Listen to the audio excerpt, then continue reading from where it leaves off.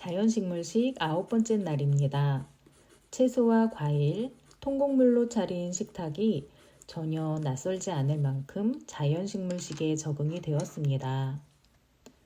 백미보다는 통곡물인 현미가 자연식물식에 맞는 음식이지만 아직까지 현미밥에 도전하지 못하고 있습니다.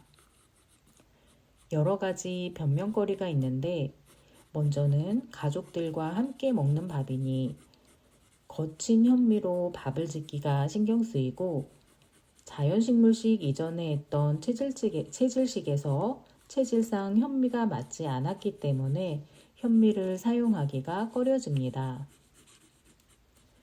체질식을 한다면 저에게는 사실 콩이나 고구마, 당근도 맞지 않습니다.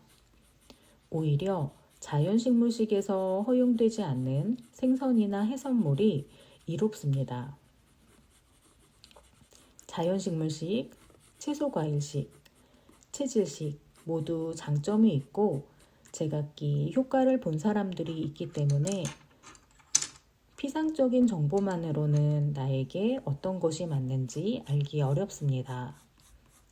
직접 경험해 보아야 진짜 맞는 식이요법을 찾을 수가 있습니다. 저는 자연식물식을 하면서 식탁을 차리기도 쉽고 속도 편하고 눈의 이물감이나 갈증도 감소되었습니다.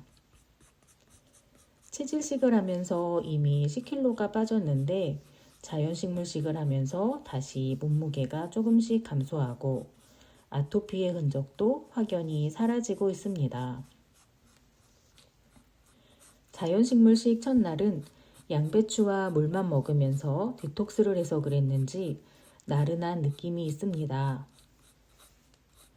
나른한 느낌은 점점 약해지고 있지만 아직도 약간 남아 있습니다.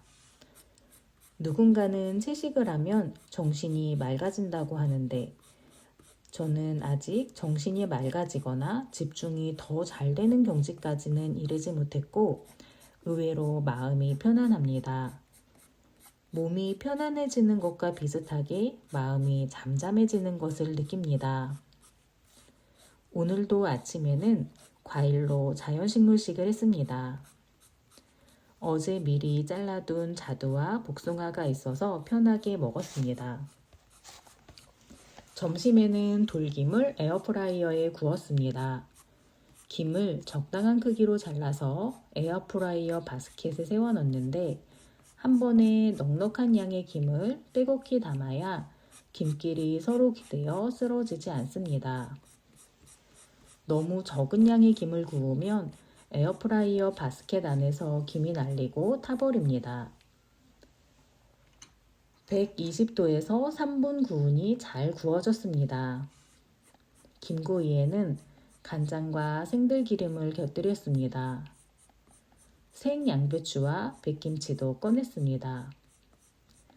의외로 양배추는 김에 싸먹으면 맛이 좋습니다. 저녁에 아이들이 오기 전에 국도 끓이고 따뜻한 반찬을 몇 가지 했습니다.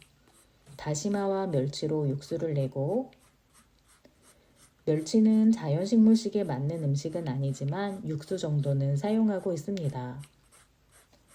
감자를 크게 썰어 넣고 된장을 풀어 끓이다가 양배추를 넣고 한 소끔 더 끓여서 슴슴한 된장국을 완성했습니다.